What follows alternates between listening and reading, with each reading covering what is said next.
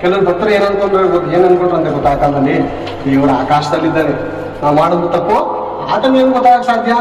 ಮೋಡಗಳೆಲ್ಲ ನಡೀತಾ ಇದ್ದಾನೆ, ಮೋಡಗಳ ಅಡ್ಡ ಐತೆ ನಮ್ಗೆ, ನಾವು ಏನ್ ಮಾಡಿದ್ರು ಅದನ್ನ ಗೊತ್ತಾಗಲ್ಲ ಅಂತ ಹಳೆ ಕಾಲದಲ್ಲಿ ಭಕ್ತರು ಅನ್ಕೊಂಡ್ರೆ.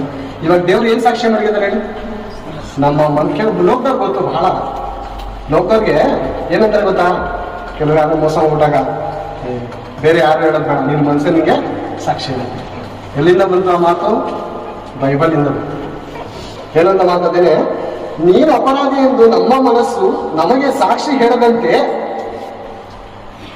ಒಂದು ಮಾತು ಹೇಳುವಂಥದ್ದು ಯೋಹಾನನು ಬರೆದ 1ನೇ ಯೋಹಾನದಲ್ಲಿ ಹೇಳುವಂತ ಮಾತು ಏನ್ ಹೇಳುತ್ತೆ ಅಂದ್ರೆ, ಅದರಲ್ಲಿ ನಮ್ಮ ಮನಸ್ಸು ನಾವು ನಿರ್ದೋಷಿಗಳೆಂದು ನಾವು ಧೈರ್ಯದಿಂದ ಇರ್ಬೇಕಾದ್ರೆ ನಮ್ಮ ಮನಸ್ಸು ನಮಗೆ ಸಾಕ್ಷಿ ಇರುತ್ತೆ, ನೀನು ಅಪರಾಧಿನ.